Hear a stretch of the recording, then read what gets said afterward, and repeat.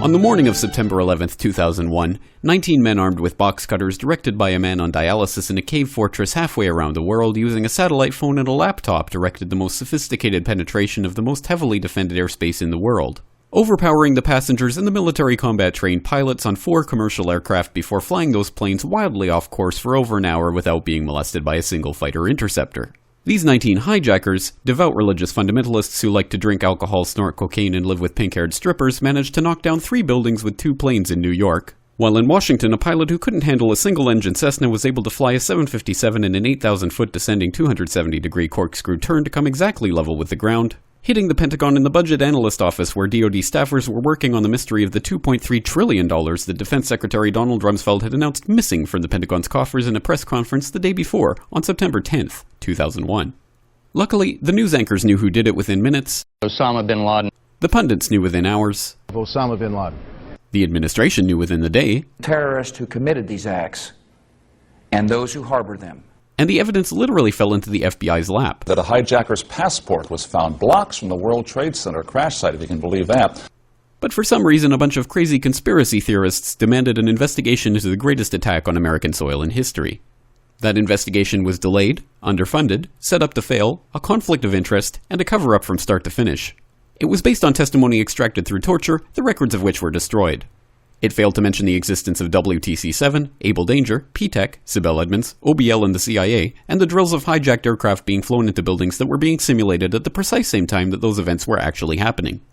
It was lied to by the Pentagon, the CIA, the Bush administration, and as for Bush and Cheney, well, no one knows what they told it because they testified in secret, off the record, not under oath, and behind closed doors.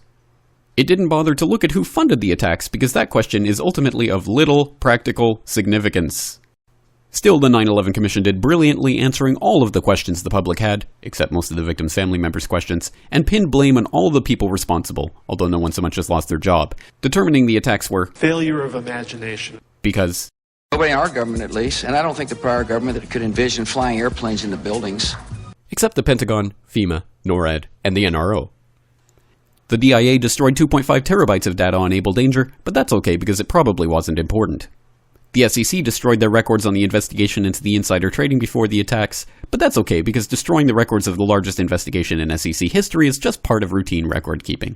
NIST has classified the data that they used for their model of WTC-7's collapse, but that's okay because knowing how they made their model of the collapse would jeopardize public safety.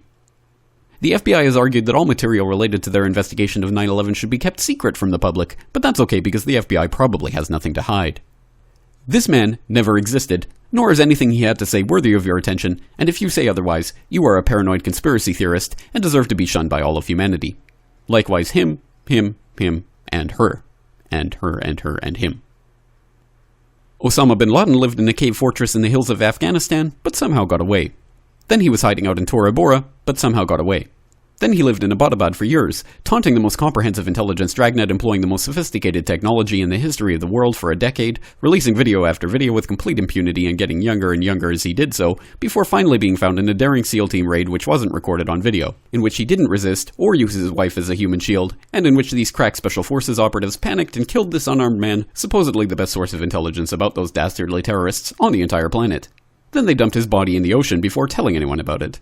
Then a couple dozen of that team's members died in a helicopter crash in Afghanistan. This is the story of 9/11, brought to you by the media which told you the hard truths about his head could be seen to move violently forward. And they took the babies out of the incubators. And mobile production facilities. And the rescue of Jessica Lynch. If you have any questions about this story, you are a batshit paranoid tinfoil dog-abusing baby hater and will be reviled by everyone.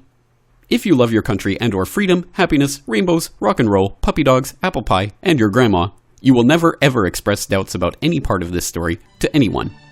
Ever. This has been a public service announcement by the Friends of the FBI, CIA, NSA, DIA, SEC, MSM, White House, NIST, and the 9/11 Commission. Because ignorance is strength.